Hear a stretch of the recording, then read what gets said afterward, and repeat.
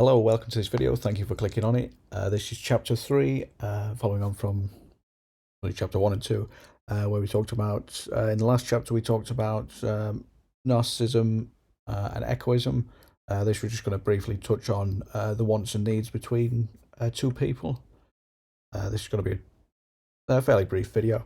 So we've got the wants and needs. So if you imagine these are two people, A and B, person A, person B, the wants and needs, and obviously our wants and needs are, constantly changing dynamics within relationships, which is, there's always a give and take within relationships. Sometimes more, sometimes less, and it's, you all want to revolve around the sort of midpoint, if you will. I mean, some are happy with people taking more from them than people give back to them. In some scenarios, it just depends what works for you. It depends what works for the other person. It's everyone's different. We're all different, so it's finding what works for you, and obviously a bit concerned about others as well. Well, unless you're a narcissist, then you wouldn't really care about others, I suppose. But yeah, these are constantly fluctuating.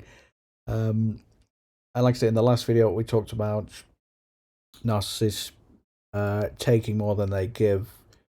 So they will be taking sort of more and B's, just constantly sort of taking it. Like I say, it's more of that like squeeze action, min-maxing. It's sort of putting the minimum effort into a relationship whilst getting the maximum you can out of it. And it's this constant sort of squeeze. But sometimes, obviously people push back. Healthy to set boundaries, which is what I learned from receiving sort of narcissistic abuse. It's important not to be a people pleaser, setting healthy boundaries, being able to say no. But yeah, I mean it's shitty being in that situation, but I mean once you're out of it, it is a lot better. But yeah, no, it's all about just squeezing everything you can out of the sort of relationship, and then it's quite one-sided. And they'll try and, I mean, some narcissists are smart. Some, they know they can't squeeze a lot out of some people.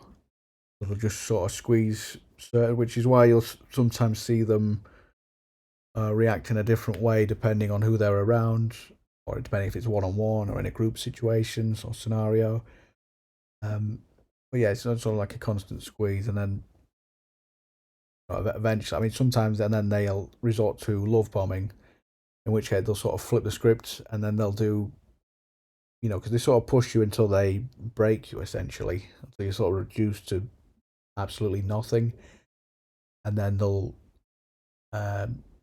employ like the love bombing tactics, which is, they act all like nice and generous and give you gifts, and it's look to appear caring and understanding, and then, but it's not long before it comes back to the squeeze, and then it's whoops, and then it's back to sort of square one, and it just keeps on squeezing, and that's the sort of the trauma bond aspect of it, and it's this cycle of push and pull, the squeeze, and then a really good narcissist will know when to push and when to pull back, and they're masters at just getting the most out of people, like I say, sort of min-maxing.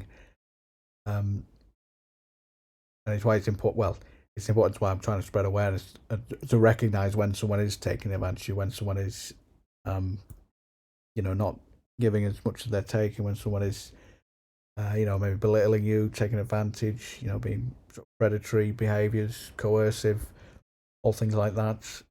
But yeah, so that is sort of the brief thing I want to need, and this will be a similar theme throughout the rest of the series.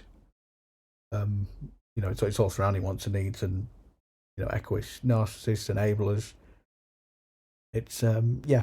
So that's just this brief video, and yeah, I hope you enjoyed it, and I will see you all next time. Thank you.